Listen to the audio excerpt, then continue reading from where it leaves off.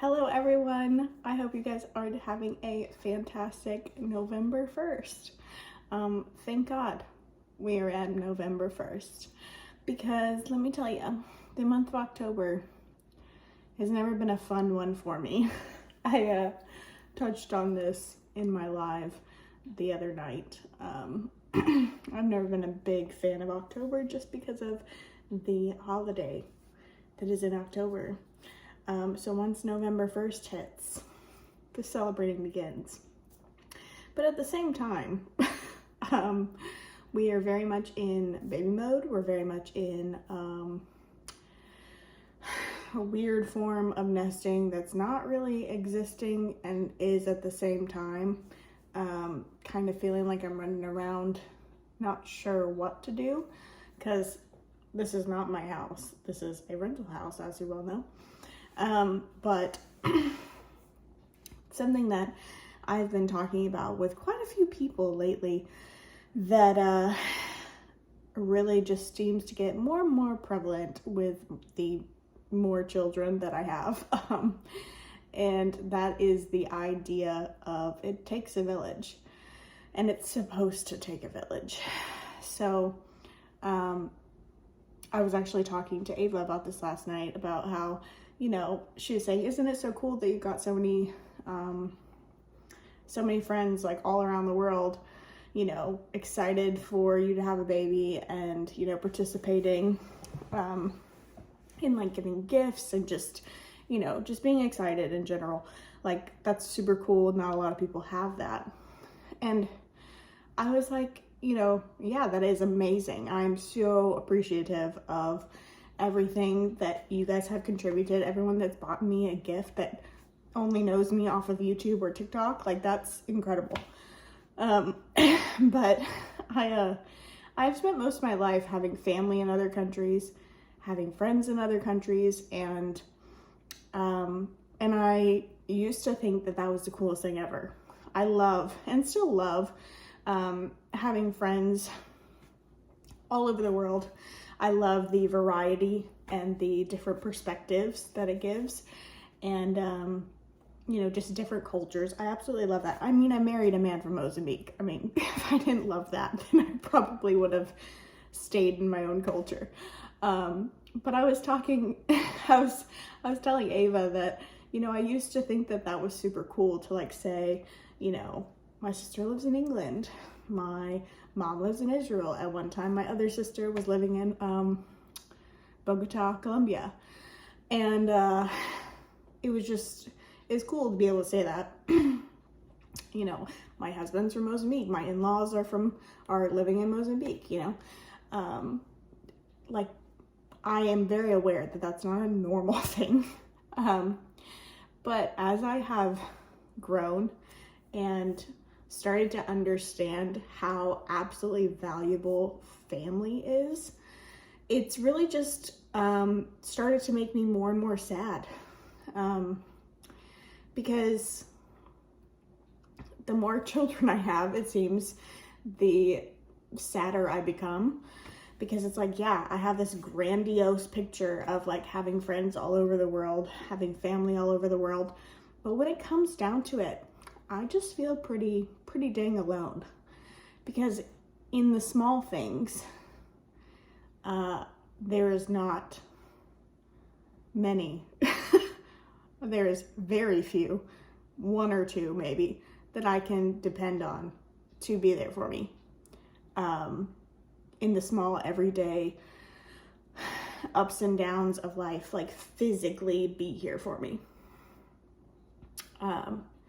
You know, everybody wants to be a part of the big things, but what really matters is actually the people that show up for the small things.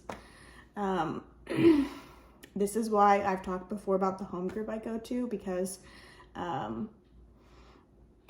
the leader of the home group, Tim, and his wife, Catherine, they have really been a great example of being there for the big things and the small things.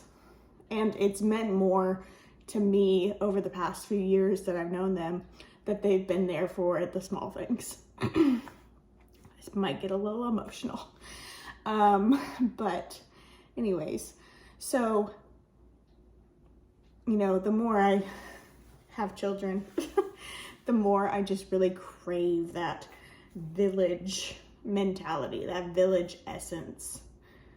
Those other women, older, younger, whatever, ones that have experience, ones that don't, being a mother, being a parent, to just like huddle around me and create this village-like atmosphere to where I don't feel like I'm doing it all alone. Because quite honestly, I mean, I share a lot of my life on the internet, and maybe that's why I do, because it makes me not feel as alone.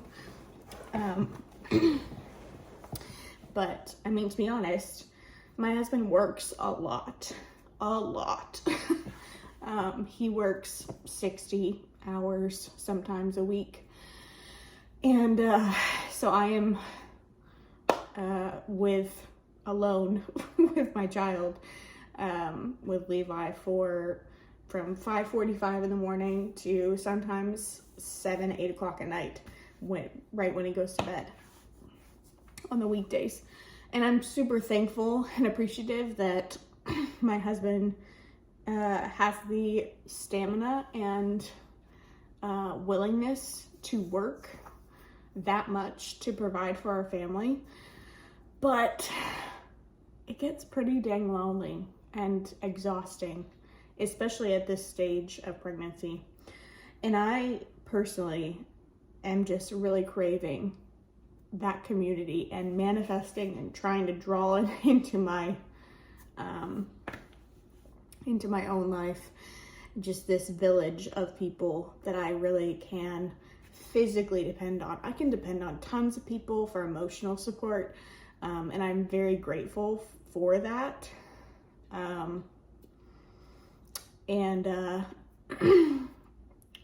But there is a element and an aspect that you need the physical too. You need people there physically to just hold space for you.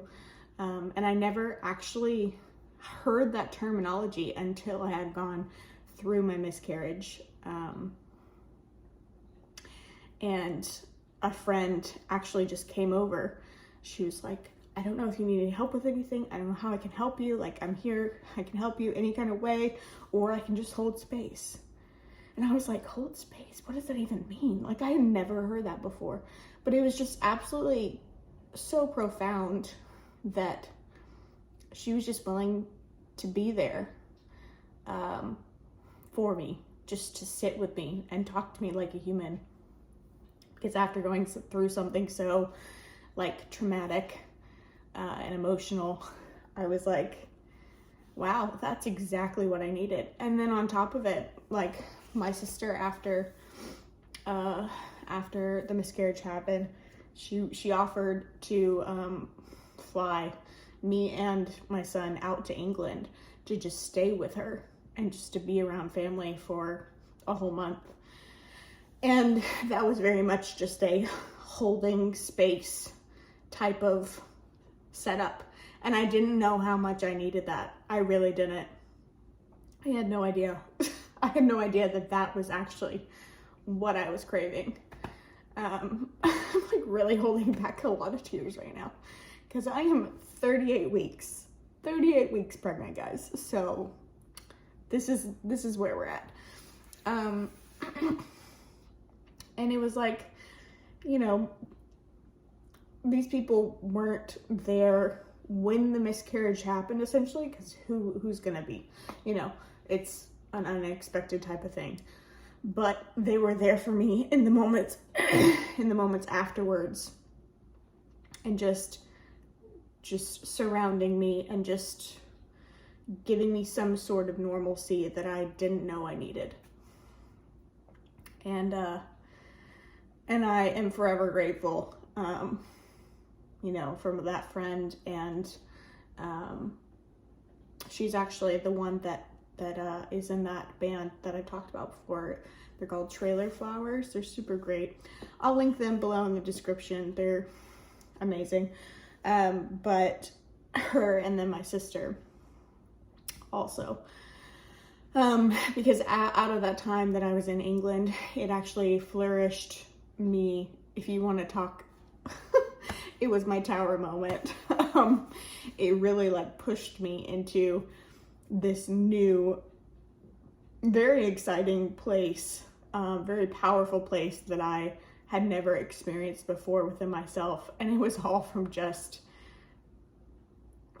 being able to heal around people that cared. And, you know, that means a lot. It really does.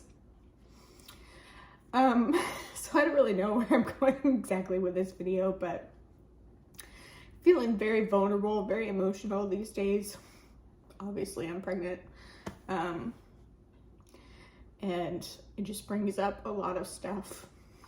But I just encourage all of you that if we can all just start to learn to be there for people in the small moments and not the grandiose ones, I think that will be very healing to our world. Because so many of us feel so alone and so broken by relationships and people, and it's just really powerful to spend your time, the essence of your life, with someone and have no agenda and have no plans, just to be there for another person. I